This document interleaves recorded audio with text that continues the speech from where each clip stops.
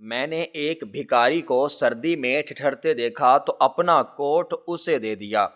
اگلے دن جب میں اپنی جیب میں ہاتھ ڈالنے لگا تو یاد آیا کہ میری کمیٹی کے پیسے اسی کوٹ کی خفیہ جیب میں رہ گئے تھے۔ میں بھاگتا ہوا وہاں گیا تو دیکھا کہ وہ بھکاری وہیں مرا پڑا ہے اور کوٹ اس کے پاس ہے، لیکن پیسوں کی جگہ وہاں۔ صبح کاذب کا وقت تھا اور کائنات پر ایک ایسی پر اسرار خاموشی طاری تھی جو صرف طوفان سے پہلے کا پیش خیمہ ہوتی ہے۔ میرے کمرے میں گپ اندھیرا تھا، مگر میرے ذہن میں ہزاروں سورجوں جیسی تپش اور بے چینی کھول رہی تھی، کیونکہ میری آنکھ ایک ایسے بھیانک حساس کے ساتھ کھلی تھی جس نے میرے وجود کی بنیادیں ہلا کر رکھ دی تھیں۔ ابھی چند لمحے پہلے تک میں خواب خرگوش کے مزے لوٹ رہا تھا اور ایک ایسی دنیا میں گم تھا جہاں نہ کوئی فکر تھی نہ فاقہ، مگر پھر اچانک شعور کی ایک لہر بجلی کے کوندے کی طرح میرے دماغ میں لپکی اور مجھے بستر کی گرمائش سے نکال کر حقیقت کی یکبستہ چٹان پر لا پٹکا۔ یہ احساس اتنا شدید تھا کہ میرا دل پسلیوں سے باہر آنے کو بے تاب ہو گیا اور ماتھے پر پسینے کے قطرے نمودار ہو گئے۔ حالانکہ باہر دسمبر کی ہڈیوں میں گھس جانے والی سردی اپنا راج قائم کیے ہوئے تھی، میں نے کانپتے ہاتھوں سے اپنے پہلو میں ٹٹولا جہاں میرا وہ بالا پوش ہونا چاہیے تھا جو برسوں سے میرا محافظ تھا، مگر وہ خلا تھا، اور اس خلا نے مجھے یاد دلایا کہ کل رات میں نے جذبات کی رد میں بہہ کر کیا حماقت کر دی تھی۔ یہ محض ایک کپڑے کا ٹکڑا نہیں تھا جسے میں نے خیرات کر دیا تھا، بلکہ اس کے ساتھ میری زندگی کی سب سے بڑی جمع پونجی اور میری عزت و آبرو بھی وابستہ تھی۔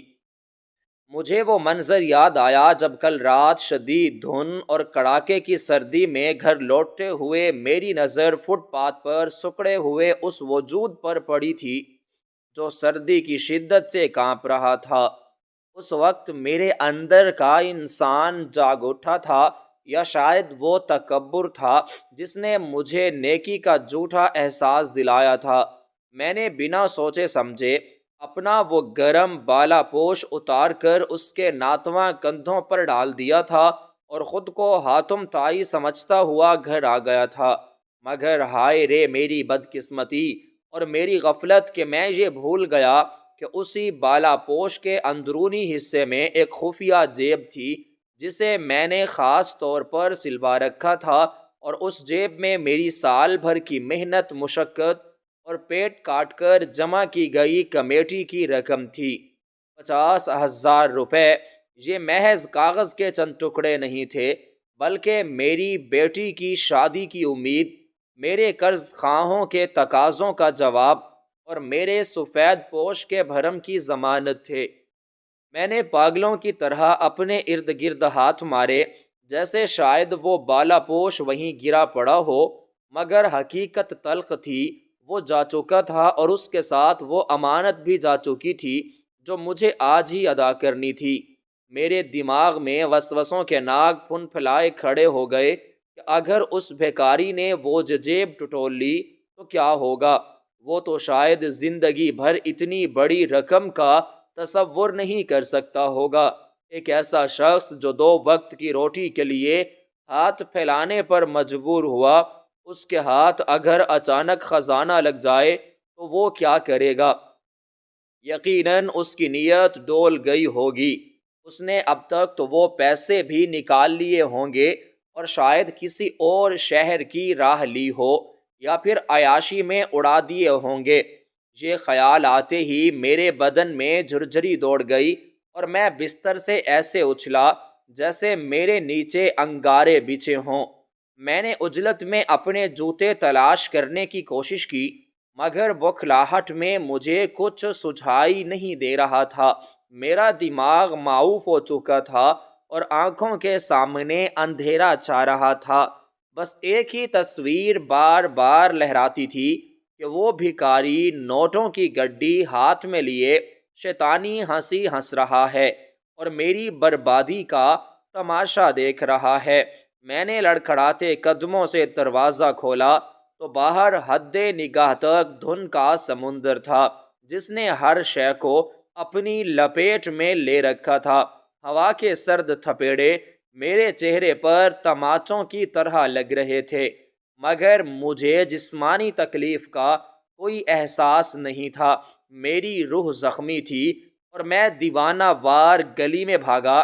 میرے پیروں میں ہوائیاں چپلیں تھیں اور کیچڑ اور اوس کی وجہ سے پھسل رہی تھی، مگر میں گرتا پڑتا اس سمت دوڑتا تھا جہاں میں نے کل رات اس فقیر کو دیکھا تھا۔ میرا سانس پھول رہا تھا اور سینے میں جلن ہو رہی تھی، مگر رکنے کا سوال ہی پیدا نہیں ہوتا تھا۔ ہر گزرتا لمحہ میرے لیے موت کا پیغام لا رہا تھا۔ گلی کے کتے مجھے اتنی صبح اور اس حلیے میں بھاگتا دیکھ کر بھونکنے لگے، مگر ان کی آوازیں میرے کانوں تک پہنچ کر بھی مجھے سنائی نہیں دے رہی تھی، کیونکہ میرے کانوں میں تو صرف اور صرف میرے اپنے دل کی دھڑکن ہتھوڑوں کی طرح برس رہی تھی، اور میرا ضمیر مجھے ملامت کر رہا تھا کہ اے نادان انسان، تو نے نیکی نہیں کی بلکہ اپنی قدر کھو دی ہے۔ تو نے ہمدردی کے نام پر اپنی بربادی کا سامان کیا ہے۔ اگر وہ پیسے نہ ملے تو میں گھر والوں کو کیا منہ دکھاؤں گا؟ بیوی مجھ سے پوچھے گی کہ سال بھر کی کمائی کہاں گئی، تو میں کیا کہوں گا کہ میں نے اسے ایک انجان بھکاری کو تحفے میں دے دیا۔ لوگ مجھے بے وقوف کہیں گے، میرا مذاق اڑائیں گے، اور جن لوگوں کی یہ امانت تھی وہ میرا گریبان پکڑ لیں گے۔ ان تمام خوفناک خیالات نے میری رفتار کو مزید جنون بخش دیا۔ میں نے خود کو کوسنا شروع کر دیا کہ مجھے کیا ضرورت تھی اتنی دریا دلی دکھانے کی۔ میں بھی تو اس راستے سے منہ موڑ کر گزر سکتا تھا جیسے باقی دنیا گزر جاتی ہے۔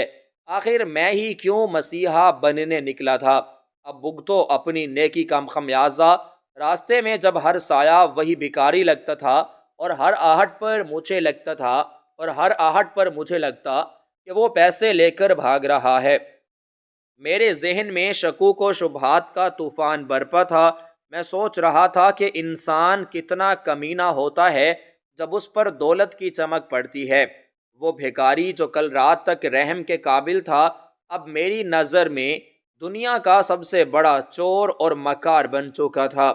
میں نے اپنے ذہن میں اس کے خلاف پوری فرد جرم عائد کر دی تھی کہ وہ یقیناً کوئی عادی مجرم ہوگا جو بھیس بدل کر لوگوں کو لوٹتا ہے، ورنہ شریف انسان یوں سڑکوں پر کیوں پڑا ہو؟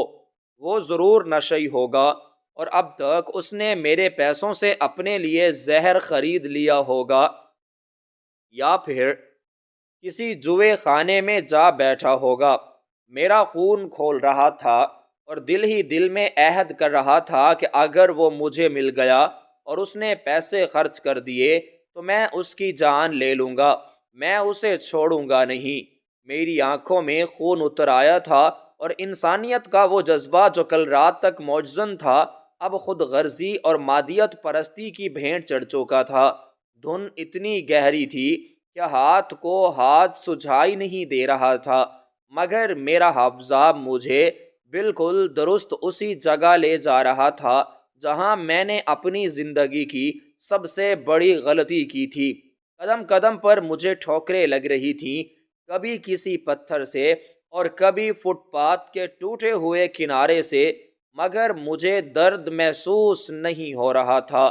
مجھے صرف وہ نیلی اور نارنجی رنگ کے نوٹ یاد آ رہے تھے جو میں نے کتنی محنت سے جوڑے تھے۔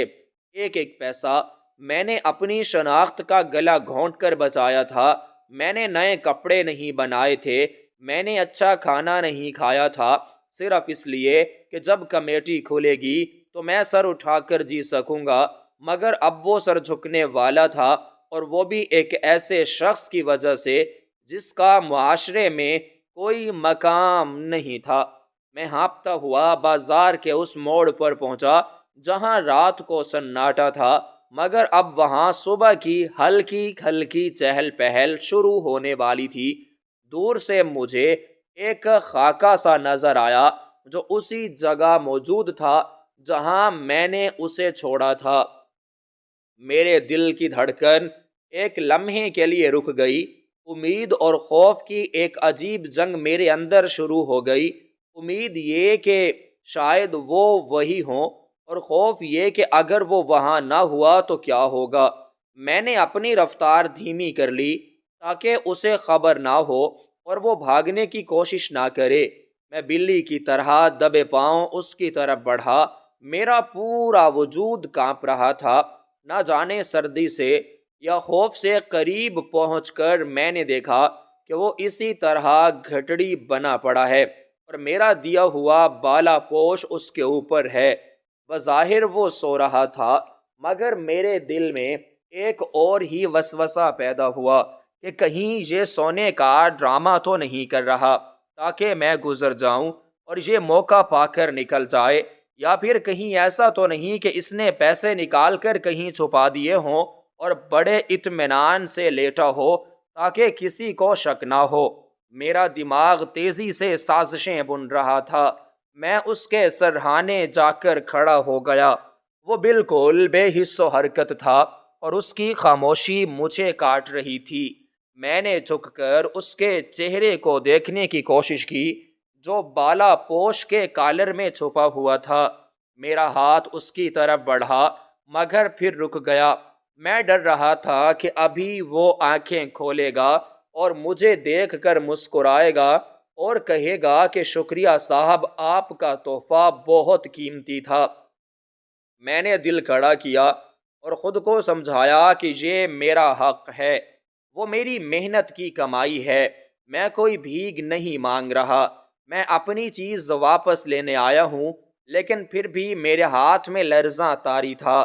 میں نے سوچا کہ پہلے چیک کر لوں کہ وہ جیب سلامت ہے یا نہیں۔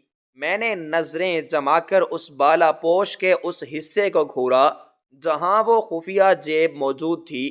وہاں کپڑے میں ایک ہلکا سا ابھار نظر آ رہا تھا، یا شاید یہ میری نظر کا دھوکہ تھا۔ میرا دل زور زور سے دھڑک رہا تھا کہ یا خدا وہ ابھار نوٹوں کی گڈی کا ہی ہو، اور اگر وہ خالی ہوا تو میں وہیں گر کر مر جاؤں گا۔ ماحول میں عجیب سی اداسی اور ویرانی تھی۔ دور کہیں مسجد سے اذان کی آواز بلند ہوئی، مگر میرا دھیان صرف اور صرف اس میلے کچیلے کپڑے اور اس کے اندر چھپے خزانے کی طرف تھا۔ میں نے محسوس کیا کہ میرا گلا خشک ہو گیا ہے اور زبان تالو سے چپک رہی ہے۔ میں نے ہمت متجمع کی اور اپنے آپ کو تیار کیا کہ اب جو ہوگا دیکھا جائے گا۔ میں نے اپنا ہاتھ آہستہ آہستہ اس کے سینے کی طرف بڑھایا جہاں جیب کا منہ تھا۔ میرا ارادہ تھا کہ اسے جگائے بغیر خاموشی سے اپنا کام کر لوں اور پھر واپس چلا جاؤں۔ اگر پیسے مل گئے تو میں چپ چاپ نکل جاؤں گا اور اسے خبر بھی نہیں ہوگی کہ میں آیا تھا، اور اگر پیسے نہ ملے تو میں اسے جھنجھوڑ کر اٹھاؤں گا اور اس کا گریبان پکڑ لوں گا۔ میں اسی کشمکش میں مبتلا تھا کہ اچانک ہوا کا ایک تیز جھونکا آیا اور بالا پوش کا ایک کونا لہرا گیا، جس سے اس کا سوکھا ہوا ہاتھ نظر آیا جو عجیب انداز میں مڑا ہوا تھا۔ مگر مجھے اس کی حالت پر ترس نہیں آیا، بلکہ مجھے صرف اپنی دولت کی فکر تھی۔ میں نے کانپتے ہوئے ہاتھ سے بالا پوش کے کپڑے کو چھوا۔ وہ برف کی طرح ٹھنڈا تھا، مگر میری انگلیاں سیدھی اس مقام کی طرف بڑھیں جہاں سلائی کے اندر وہ خفیہ راستہ تھا۔ میرے ذہن میں ہزاروں سوالات سر اٹھا رہے تھے کہ کیا اس نے رات کو کروٹ لیتے ہوئے کوئی چیز چبھتی ہوئی محسوس نہیں کی ہوگی؟ کیا اسے نوٹوں کی مخصوص سرسراہٹ سنائی نہیں دی ہوگی؟ کیا ایسا ممکن ہے کہ کوئی شخص اتنا غافل ہو کہ اس کے پاس خزانہ پڑا ہو اور اسے خبر بھی نہ ہو؟ یہ سب باتیں مجھے ناممکن لگ رہی تھیں، اور یہی سوچ مجھے اندر ہی اندر کھائے جا رہی تھی کہ وہ یقیناً سب جان چکا ہے اور اب وہ میرے ساتھ کوئی چال چل رہا ہے۔ شاید اس کی ساتھی بھی آس پاس چھپے ہوں جو مجھے لوٹنے کا انتظار کر رہے ہوں۔ میرا شک اب یقین میں بدلنے ہی والا تھا کہ بس اب کچھ برا ہونے والا ہے۔ میں نے ایک لمبی سانس لی اور اپنی آنکھیں بند کر کے خدا کو یاد کیا کہ یا مالک، میری عزت تیرے ہاتھ میں ہے، مجھے رسوا نہ کرنا، میں آئندہ ایسی غلطی کبھی نہیں کروں گا، بس آج مجھے بچا لے۔ میں نے عزم مسم کر لیا اور اپنی انگلیاں جیب کے دہانے پر رکھ دیں۔ میرا دل چاہ رہا تھا کہ میں چیخ ماروں، مگر آواز میرے گلے میں گھٹ کر رہ گئی تھی۔ اب فیصلہ کن گھڑی آن پہنچی تھی اور میری قسمت کے درمیان صرف چند انچ کا فاصلہ رہ گیا تھا، اور میرے ذہن میں صرف ایک ہی گردان چل رہی تھی جو مجھے پاگل کر رہی تھی کہ کہیں اس نے پیسے دیکھ نہ لیے ہوں۔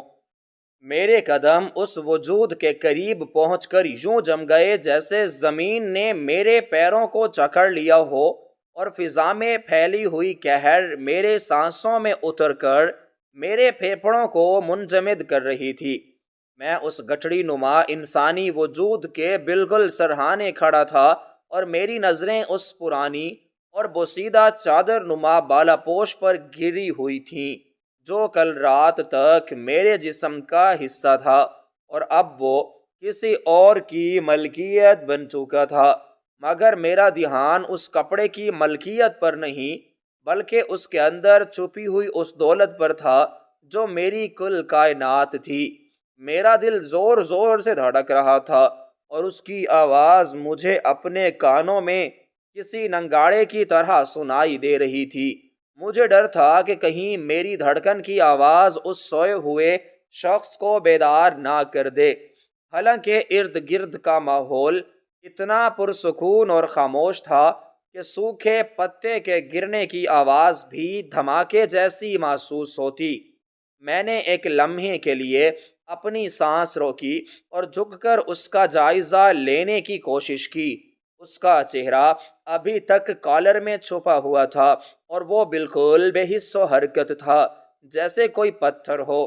میرے ذہن میں پھر وہی وسوسہ ابھرا کہ شاید یہ گہری نیند میں ہے، یا شاید یہ جاگ رہا ہے اور میری آہٹ سن کر جان بوجھ کر انجان بن رہا ہے، تاکہ جیسے ہی میں ہاتھ لگاؤں یہ شور مچا دے اور لوگ اکٹھے ہو جائیں۔ یہ خیال آتے ہی میرے ماتھے پر پسینے کی بوندیں نمودار ہو گئیں، حالانکہ سردی اتنی شدید تھی کہ خون جم جائے، مگر خوف اور لالچ کی گرمی میرے اندر لاؤ کی طرح دہک رہی تھی۔ میں نے لرزتے ہوئے ہاتھوں کو آگے بڑھایا۔ میرا ارادہ تھا کہ پہلے اسے چھو کر دیکھوں کہ یہ جاگ رہا ہے یا سو رہا ہے، لیکن میرے ہاتھ میں اتنی بھی سکت نہ تھی کہ میں اسے چھو سکوں۔ ایک انجانا خوف میرے اعصاب پر سوار تھا، مگر پھر 50,000 روپے کا خیال بجلی بن کر کوندا، اور اس نے مجھے ہمت دلائی کہ آگے بڑھو اور اپنا حق حاصل کرو۔ میں نے آہستہ سے اپنا ہاتھ اس کے کندھے پر رکھا، اور جیسے ہی میری انگلیوں نے اس کے جسم کو چھوا، مجھے ایک شدید جھٹکا لگا، جیسے میں نے کسی ننگی تار کو ہاتھ لگا دیا ہو۔ وہ جسم نہیں تھا، وہ تو برف کی سل تھی۔ وہ اتنا ٹھنڈا اور سخت ہو چکا تھا کہ مجھے یقین نہیں آیا کہ یہ کوئی انسان ہے۔ میں نے گھبرا کر اپنا ہاتھ پیچھے کھینچ لیا، اور میری آنکھیں پھٹی کی پھٹی رہ گئیں۔ یہ سردی کی وجہ سے ٹھنڈا نہیں تھا، بلکہ اس میں زندگی کی حرارت ختم ہو چکی تھی۔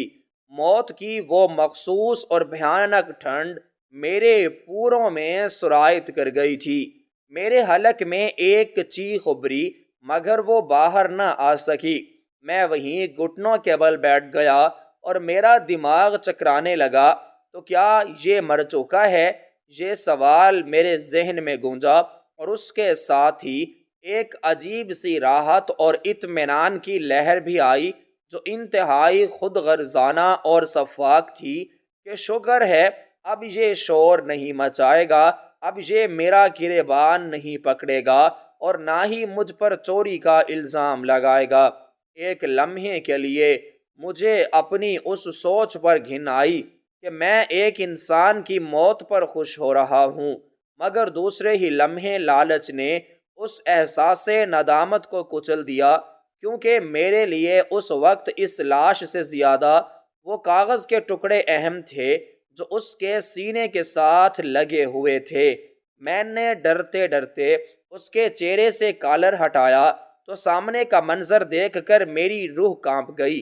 اس کی آنکھیں کھلی ہوئی تھیں اور وہ آسمان کی طرف ٹکٹکی باندھے دیکھ رہا تھا، جیسے مرتے وقت وہ کسی سے فریاد کر رہا ہو، یا شاید وہ قدرت کے اس نظام پر حیران ہو جس نے اسے فٹ پاتھ پر مرنے کے لیے چھوڑ دیا تھا۔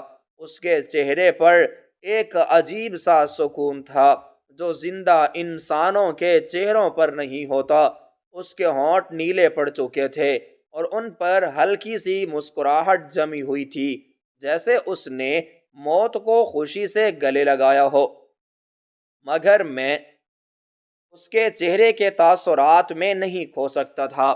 میرے پاس وقت کم تھا، ابھی کچھ ہی دیر میں سورج نکلنے والا تھا اور لوگ سڑکوں پر آنے والے تھے۔ اگر کسی نے مجھے ایک لاش کی جیب ٹٹولتے ہوئے دیکھ لیا تو وہ مجھے قاتل یا کفن چور سمجھیں گے اور میری بچی کھچی عزت بھی خاک میں مل جائے گی۔ اس خوف نے میرے اندر عجلت پیدا کر دی۔ میں نے اپنی نظریں اس کے چہرے سے ہٹا کر اس کے ہاتھوں پر مرکوز کر دیں، اور یہی وہ منظر تھا جس نے میرے ہوش اڑا دیے۔ اس کے دونوں ہاتھ اس کے سینے پر اس طرح بندھے ہوئے تھے کہ اس کی انگلیاں اس خفیہ جیب کے مقام پر سختی سے جمی ہوئی تھیں، جیسے کوئی محافظ اپنے خزانے کی حفاظت کرتے ہوئے جان دے دیتا ہے اور مرنے کے بعد بھی اس کی گرفت ڈھیلی نہیں ہوتی۔ یہ دیکھ کر میرا شک یقین میں بدل گیا کہ اسے پتہ چل گیا تھا، اسے معلوم ہو گیا تھا کہ اس جیب میں دولت ہے، تبھی تو اس نے مرتے وقت بھی اپنے ہاتھ وہاں سے نہیں ہٹائے۔ یہ سوچ کر میرے تن بدن میں آگ لگ گئی۔ یہ بھکاری کتنا چالاک تھا، اس نے آخری وقت تک میری دولت پر قبضہ جمائے رکھا۔ مجھے اس مردہ شخص پر غصہ آنے لگا کہ تم تو مر گئے ہو، اب تمہیں پیسوں کی کیا ضرورت ہے؟ تم کیوں میری جان کا عذاب بنے ہوئے ہو؟ چھوڑ دو میری جان اور چھوڑ دو میری امانت۔ میں نے غصے اور بوکھلاہٹ میں اس کا ہاتھ پکڑ کر ہٹانے کی کوشش کی، مگر وہ ہاتھ اپنی جگہ سے ہلا تک نہیں۔ موت کے بعد انسانی جسم اکڑ جاتا ہے اور اس وقت اس کے پٹھے لکڑی کی طرح سخت ہو چکے تھے۔ اس کی گرفت اتنی مضبوط تھی کہ مجھے لگا جیسے میں کسی فولادی شکنجے کو کھولنے کی کوشش کر رہا ہوں۔ میں نے اپنی پوری طاقت لگا دی۔ میں نے اس کی کلائی کو مروڑا اور اس کی انگلیوں کو کھینچا، مگر وہ بے جان ہاتھ میری مزاحمت کر رہا تھا، جیسے اس میں ابھی بھی جان باقی ہو اور وہ مجھے میری امانت واپس کرنے سے انکاری ہو۔ میرے ماتھے پر پسینہ بہنے لگا اور میری سانسیں اکھڑنے لگیں۔ میں پاگلوں کی طرح اس لاش کے ساتھ کشتی کر رہا تھا، کبھی میں اس کے انگوٹھے کو مروڑتا تو کبھی اس کی ہتھیلی کو کھولنے کے لیے اس پر دباؤ ڈالتا، مگر وہ ہاتھ ٹس سے مس نہیں ہو رہا تھا۔ میرے اندر کا حیوان جاگ اٹھا تھا۔ میں بھول گیا تھا کہ میں ایک بزرگ اور مردہ انسان کے ساتھ کیا کر رہا ہوں۔ مجھے اس کی ہڈیوں کے چٹکنے کی آواز کا بھی ڈر نہیں تھا۔ مجھے بس وہ راستہ چاہیے تھا جو اس کے ہاتھ کے نیچے چھپا ہوا تھا۔ میں نے دانت پیس کر اس کی کلائی کو دونوں ہاتھوں سے تھاما اور زور لگایا تو اس کا پورا اوپری دھڑ زمین سے اوپر اٹھ گیا تھا، مگر ہاتھ جیب سے جدا نہ ہوا۔ وہ مردہ جسم میرے ساتھ ضد لگا کر بیٹھا تھا۔ یہ صورتحال میرے لیے کسی عذاب سے کم نہیں تھی، ایک طرف پکڑے جانے کا خوف اور دوسری طرف یہ ضدی لاش جو میرا راستہ روکے ہوئے تھی۔ میرے ذہن میں طرح طرح کے وسوسے آنے لگے کہ کہیں اس نے وہ نوٹ مٹھی میں تو نہیں بھیج رکھے، اور اگر ایسا ہے تو کیا مجھے اس کی انگلیاں توڑنی پڑیں گی؟ یہ خیال اتنا گھناؤنا تھا کہ مجھے اب کائی آنے لگی، مگر 50,000 کا ہنسا میرے دماغ پر ہتھوڑے برسا رہا تھا۔ مجھے اپنی بیٹی کا اداس چہرہ یاد آیا جو جہیز نہ ہونے کی وجہ سے گھر بیٹھی تھی۔ مجھے وہ قرض خواہ یاد آئے جو روزانہ دروازے پر دستک دیتے تھے، اور ان تمام یادوں نے میرے دل سے رحم اور مروت کا آخری قطرہ بھی نچوڑ لیا۔ میں نے خود کو سمجھایا کہ یہ صرف ایک جسم ہے، مٹی کا ڈھیر ہے، اس میں کوئی جان نہیں ہے، کوئی احساس نہیں، اسے تکلیف نہیں ہوگی۔ اگر میں زبردستی بھی کروں گا تو یہ میرا کچھ نہیں بگاڑ سکتا۔ میں نے دوبارہ حملہ کیا، اور اس بار میں نے اپنے ٹانگ کا سہارا لے کر اس کے بازو کو کھینچا۔ اس کھینچا تانی میں بالا پوش کا کپڑا چرچرا کر پھٹنے لگا، مگر مجھے کپڑوں کی پرواہ نہیں تھی۔ مجھے تو بس وہ خلا چاہیے تھا جہاں میرا مستقبل قید تھا۔ اس کشمکش میں میرا اپنا ناخن ٹوٹ گیا اور اس سے خون رسنے لگا، مگر میں رکا نہیں۔ میں جنونی کیفیت میں بڑبڑا رہا تھا کہ چھوڑ دو اسے، یہ تمہارا نہیں ہے، یہ میرا حق ہے، تم مر چکے ہو، تمہیں اس کی ضرورت نہیں ہے۔ مگر وہ خاموش لب اور وہ کھلی آنکھیں مجھے مسلسل گھور رہی تھیں، جیسے کہہ رہی ہوں کہ میں تمہاری اصلیت جان چکا ہوں، تم کتنے پست انسان ہو، تم نے نیکی کا ڈھونگ رچایا اور اب اپنی اصل شکل دکھا رہے ہو۔ اس خاموش تانے نے میرے غصے کو مزید ہوا دی۔ مجھے لگا جیسے وہ لاش میرا مذاق اڑا رہی ہو۔ میں نے جھنجھلا کر اس کی قمیض کا گریبان پکڑ کر اسے جھنجھوڑا، جیسے کوئی زندہ انسان کو جگا دیا جاتا ہے، مگر اس کا سر بے جان ہو کر ایک طرف لڑک گیا اور اس کی بے نور آنکھیں اب بھی مجھ پر جمی رہیں۔ میں تھک ہار کر کانپنے لگا، میری طاقت جواب دے رہی تھی، مگر میرا لالچ مجھے ہار ماننے نہیں دے رہا تھا۔ میں نے سوچا کہ اگر میں ہاتھ نہیں ہٹا سکتا تو شاید میں کپڑا کاٹ کر پیچھے سے پیسے نکال لوں، مگر میرے پاس کوئی چاقو یا بلیڈ نہیں تھا۔ میں بالکل نہتا تھا، میرے پاس صرف میرے ہاتھ اور میرے دانت تھے۔ کیا مجھے دانتوں سے کپڑا پھاڑنا پڑے گا؟ اس حد تک گرنے کا سوچ کر میں خود اپنی نظروں میں گر گیا، مگر مجبوری انسان کو کیا کیا نہیں بناتی۔ میں نے ادھر ادھر دیکھا کہ شاید کوئی نوکیلا پتھر یا کانچ کا ٹکڑا مل جائے، مگر وہاں دھن اور گندگی کے سوا کچھ نہیں تھا۔ میرا وقت تیزی سے نکل رہا تھا، دور سے گاڑیوں کی آوازیں آنے لگی تھیں، شہر جاگ رہا تھا اور میرا مقدر سو رہا تھا۔ مجھے لگا کہ اب مجھے آخری حربہ استعمال کرنا پڑے گا، مجھے اس اکڑی ہوئی مٹھی کو ہر قیمت پر کھولنا ہوگا، چاہے اس کے لیے مجھے اس لاش کی ہڈیاں ہی کیوں نہ توڑنی پڑیں۔ یہ سوچ کر میں نے اس کی شہادت کی انگلی کو پکڑا جو بالکل پتھر کی طرح سخت تھی، اور اسے پیچھے کی طرف موڑنا شروع کیا۔ مجھے محسوس ہوا کہ جلد ہی یہ انگلی ٹوٹ جائے گی، اور اس احساس نے میرے اندر ایک عجیب سی سنسنی پیدا کر دی۔ میں ایک درندہ بن چکا تھا جو اپنے شکار کو بھنبھوڑ رہا تھا، لیکن پھر اچانک میری نظر اس کے ہاتھ کے نیچے موجود کپڑے کے ابھار پر پڑی۔ وہ ابھار بالکل ویسا ہی تھا جیسے نوٹوں کی گڈی کا ہوتا ہے۔ اس کا مطلب تھا کہ پیسے وہی ہیں، کہیں گئے نہیں، بس یہ مردہ ہاتھ رکاوٹ ہے۔ یہ یقین ہوتے ہی میری قوت میں اضافہ ہو گیا۔ میں نے دونوں ہاتھوں سے اس کی انگلیوں کو جکڑ لیا اور اپنی پوری جان لگا دی۔ اس دوران میری سانسیں بٹھی کی طرح چل رہی تھیں اور میرے منہ سے نکلنے والی بھاپ دھن میں شامل ہو رہی تھی۔ میں نے دل ہی دل میں اس مردہ شخص کو گالیاں دیں کہ جیتے جی تو تم لوگوں پر بوجھ تھے ہی، مر کر بھی مجھے سکون نہیں لینے دے رہے۔ آخر تم چاہتے کیا ہو؟ کیا تم یہ پیسے قبر میں ساتھ لے جانا چاہتے ہو؟ وہاں تمہارے کس کام آئیں گے؟ فرشتوں کو رشوت دو گے؟ کیا میں اپنے خیالات کے جال میں پھنستا جا رہا تھا؟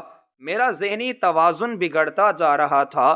مجھے یوں لگ رہا تھا جیسے یہ لاش جان بوجھ کر مجھ سے انتقام لے رہی ہے۔ شاید قدرت مجھے سزا دے رہی ہے، میری نیت کے فطور کی سزا، مگر میں سزا بھگتنے کو تیار نہیں تھا۔ مجھے صرف اپنا مال چاہیے تھا۔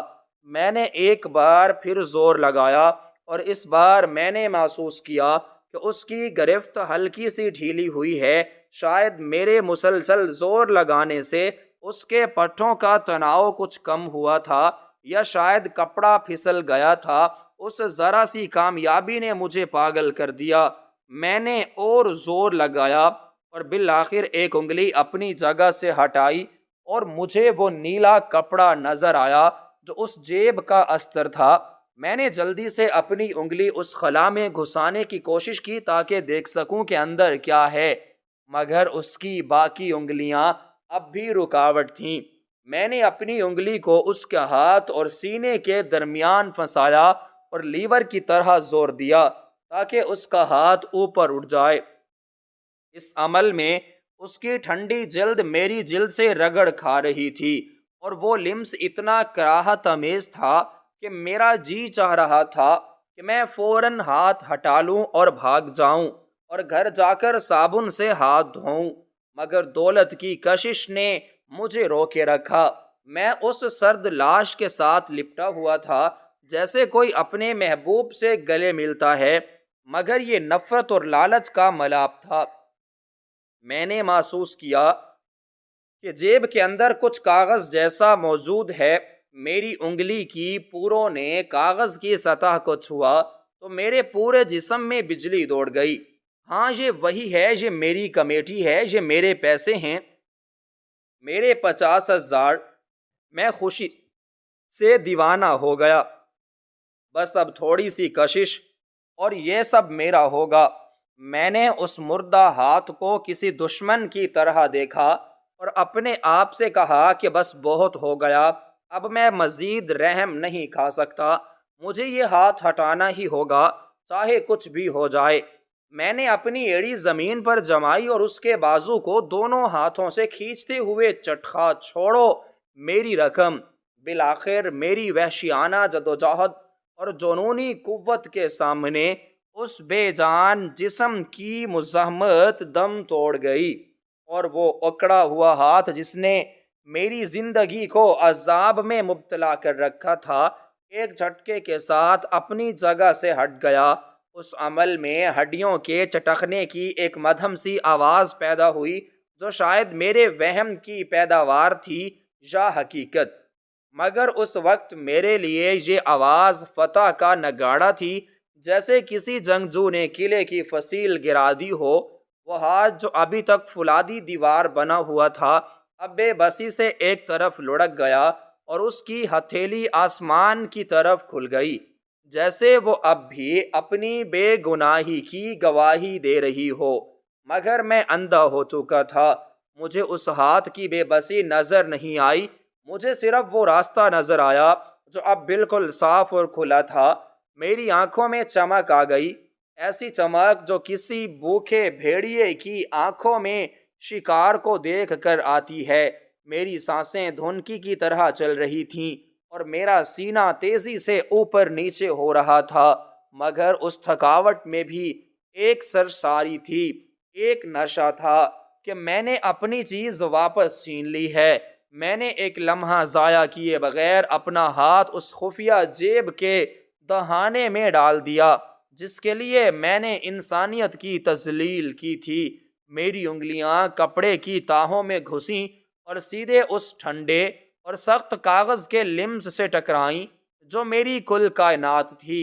وہ نوٹوں کی گڈی وہیں تھی، بالکل محفوظ اور اپنی جگہ پر موجود۔ اس لمس نے میرے پورے وجود میں راحت کی ایک لہر دوڑا دی۔ میرا دل جو ابھی تک خوف سے سکڑا ہوا تھا اچانک پھیل گیا اور میرے دماغ سے تمام وسوسے دھوئیں کی طرح اڑ گئے۔ میں نے جلدی سے اس گڈی کو مٹھی میں بھینچا تاکہ یقین کر سکوں کہ یہ خواب نہیں، حقیقت ہے۔ کاغذ کے وہ ٹکڑے میرے ہاتھ میں تھے اور مجھے یوں لگا جیسے میں نے دنیا فتح کر لی ہے۔ میں نے ایک فاتحانہ انداز میں اپنا ہاتھ باہر کھینچا اور میری مٹھی میں وہ نیلی اور نارنجی رنگ کی دولت دبی بیٹھی تھی جس کے لیے میں نے اپنا ضمیر بیچ دیا تھا۔ میں نے اسے اپنی آنکھوں کے قریب کیا تاکہ دھندلی روشنی میں اسے دیکھ سکوں۔ میرے ہونٹوں پر ایک خود غرض مسکراہٹ رینگنے لگی اور میں نے ایک لمبی اور گہری سانس لی جس میں سکون کم اور ہوس زیادہ تھی۔ میں نے دل ہی دل میں خود کو شاباش دی کہ میں نے وقت پر آ کر اپنی رقم بچا لی، ورنہ کچھ دیر اور ہو جاتی تو شاید یہ لاوارث لاش جلد یا بدیر والے اٹھا جاتے اور میری رقم ہمیشہ کے لیے کوڑے کے ڈھیر میں دفن ہو جاتی، یا پھر کوئی اور اسے چرا لیتا۔ میں نے آسمان کی طرف دیکھا اور خدا کا شکر ادا کرنے کی کوشش کی، مگر الفاظ میرے حلق میں پھنس گئے تھے کیونکہ میرا ضمیر شاید ابھی پوری طرح نہیں مرا تھا اور وہ مجھے ٹوک رہا تھا کہ چوری کے مال پر شکر ادا نہیں کیا جاتا، نہ ہی مردہ انسان سے چھینی ہوئی چیز پر جشن منایا جاتا ہے فتح کا۔ مگر میں نے اس آواز کو دبا دیا اور اپنی توجہ دوبارہ نوٹوں کی طرف مبذول کر لی۔ میں انہیں گننا چاہتی تھی تاکہ تسلی ہو جائے کہ کوئی نوٹ کم تو نہیں۔ میں نے کانپتے ہوئے ہاتھ سے گڈی پر چڑھا ہوا ربڑ بینڈ درست کیا اور نوٹوں کے کنارے ٹٹولنے لگا۔ تبھی میری انگلیوں کو محسوس ہوا کہ نوٹوں کے ساتھ کچھ اور بھی ہے، کوئی اور کاغذ جو ان نوٹوں جیسا بالکل نہیں تھا بلکہ ذرا سخت تھا اور کھردرا سا تھا۔ مجھے حیرت ہوئی کہ یہ کیا ہے۔ میں نے گڈی کو تھوڑا سا کھولا تو دیکھا کہ سب سے اوپر والے نوٹ کے ساتھ ایک طے کیا ہوا کاغذ کا پرزہ رکھا ہے جو کسی پرانی کاپی کا پھٹا ہوا صفحہ لگ رہا تھا۔ اسے بڑی احتیاط سے نوٹوں کے ساتھ رکھا گیا تھا جیسے وہ بھی اتنی ہی قیمتی چیز ہو جتنے کہ یہ نوٹ۔ میرے ماتھے پر شکنیں پڑ گئیں اور تجسس نے سر اٹھایا کہ اس ان پڑھ بھیکاری کے پاس کاغذ کا کیا کام، اور یہ میری رقم کے ساتھ کیا کر رہا ہے؟ کیا یہ کوئی تعویذ ہے یا نشے کی پڑیا؟ مگر اس کی شکل دیکھ کر لگتا تھا کہ یہ کوئی تحریر ہے۔ میں نے بے صبری سے وہ کاغذ کا ٹکڑا الگ کیا اور نوٹوں کی گڈی کو اپنی دوسری جیب میں محفوظ کر لیا۔ اب مجھے اطمینان تھا کہ دولت میرے پاس ہے، اس لیے میں نے اس فالتو کاغذ کو پھینکنے کا سوچا، مگر پھر نہ جانے کس جذبے کے تحت میں نے اسے کھولنے کا فیصلہ کیا۔ صبح کی روشنی اب کچھ صاف ہو چکی تھی اور دھند کی چادر بھی چھٹ چکی تھی۔ میں نے اس مڑے توڑے کاغذ کو سیدھا کیا، اس پر پینسل سے لکھی ہوئی کچھ ٹیڑھی میڑھی لکیریں تھیں جو بمشکل پڑھی جا رہی تھیں۔ لکھائی اتنی خراب اور لرزتی ہوئی تھی کہ صاف پتہ چل رہا تھا کہ لکھنے والے کے ہاتھ سردی کی وجہ سے بری طرح کانپ رہے تھے، یا شاید وہ زندگی کی آخری سانسوں پر تھا اور اس کے ہاتھ میں قلم پکڑنے کی سکت بالکل نہیں تھی۔ میں نے اپنی آنکھیں سکیڑیں اور الفاظ کو جوڑنے کی کوشش کی۔ پہلے تو مجھے کچھ سمجھ نہ آیا، مگر پھر آہستہ آہستہ وہ حروف الفاظ کا روپ دھارنے لگے اور وہ الفاظ جملوں میں ڈھل گئے، اور جیسے جیسے میں وہ جملہ پڑھتا گیا میرے پیروں تلے سے زمین سرکتی گئی اور میرے دماغ میں ایک دھماکہ ہوا جس نے میرے وجود کے پرخچے اڑا دیے۔ اس کاغذ پر لکھا تھا، بابو جی کوٹ پہنتے ہی جیب میں اتنی بڑی رقم دیکھ کر سمجھ گیا تھا کہ یہ کسی غریب کی کمیٹی ہے، یعنی امانت ہے، کیونکہ امیر اتنے پیسے پرانے کوٹ میں ہرگز نہیں بھولتے اور نہ ہی وہ اتنے لاپرواہ ہوتے ہیں۔ یہ الفاظ پڑھ کر مجھے پہلا جھٹکا لگا۔ میرے دل کی دھڑکن جو ابھی پرسکون ہو گئی تھی اچانک رک گئی۔ یہ بھکاری مجھے جان گیا تھا، اس نے میری حقیقت پہچان لی تھی۔ اس نے مجھے امیر نہیں سمجھا تھا بلکہ میری طرح کا ایک مجبور اور سفید پوش انسان سمجھا تھا۔ میں نے کانپتے ہاتھوں سے اگلی سطر پڑھی۔ ساری رات جاگ کر اپنے ٹھنڈے ہاتھوں سے اس جیب کو ڈھانپ کر بیٹھا رہا کہ کہیں میری آنکھ لگ جائے اور کوئی نشئی آپ کی امانت نہ چرا لے۔ یہ پڑھتے ہی مجھے لگا جیسے کسی نے میرے سینے میں کوئی خنجر گھونپ دیا ہو۔ میری سانسیں میرے گلے میں آ کے اٹک سی گئیں اور میری آنکھوں کے سامنے اندھیرا چھانے لگا۔ کیا مطلب؟ ساری رات جاگتا رہا۔ وہ شخص جو خود سردی سے مر رہا تھا، جس کے پاس تن ڈھانپنے کو کپڑا نہیں تھا، وہ میری رقم کی چوکیداری کرتا رہا۔ اور میں کیا سوچ رہا تھا؟ میں اسے چور سمجھ رہا تھا، میں اسے نشئی سمجھ رہا تھا، میں اسے مکار اور فریبی سمجھ رہا تھا۔ میں نے ایک بار پھر اس لاش کی طرف دیکھا جو اب بھی اسی طرح خاموش لیٹی تھی۔ اس کے کھلے ہوئے ہاتھ کی ہتھیلی اب مجھے سوالیہ نشان لگ رہی تھی۔ وہ ہاتھ جس کے ساتھ میں کشتی کر رہا تھا، جسے میں مروڑ رہا تھا، جسے میں توڑنے کے در پہ تھا، وہ ہاتھ چوری کرنے کے لیے نہیں بلکہ حفاظت کرنے کے لیے وہاں جمے ہوئے تھے۔ وہ ہاتھ میری امانت کو بچانے کے لیے ڈھال بنے ہوئے تھے، اور میں نادان، میں ظالم، میں کمینہ انسان اس محافظ کو دشمن سمجھ کر اس پر حملہ آور تھا۔ میں نے تحریر کا آخری حصہ پڑھا۔ سردی بہت تھی، ہڈیاں جم رہی تھیں۔ شاید میں صبح نہ دیکھ پاؤں، پر آپ کی امانت پوری ہے۔ دعاؤں کا طالب، ایک گمنام فقیر۔ یہ آخری جملہ میرے وجود پر بجلی بن کر گرا۔ کاغذ میرے ہاتھ سے چھوٹ کر زمین پر گر گیا اور میں وہیں بت بنا کھڑا رہ گیا۔ میرے کانوں میں سئی سئی ہونے لگی اور ارد گرد کی دنیا معدوم ہو گئی۔ مجھے اپنی ذات سے گھن آنے لگی۔ میں خود کو دنیا کا سب سے حقیر اور ذلیل ترین شخص محسوس کرنے لگا۔ وہ بھکاری جو سڑک پر پڑا تھا، جس کی کوئی اوقات نہیں تھی، وہ کردار کی اس بلندی پر فائز تھا جہاں میری سوچ بھی نہیں پہنچ سکتی تھی۔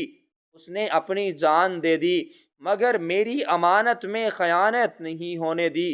اس نے سردی کی شدت برداشت کی، اس نے نیند قربان کی، اس نے اپنی آخری سانس تک میری دولت کی حفاظت کی۔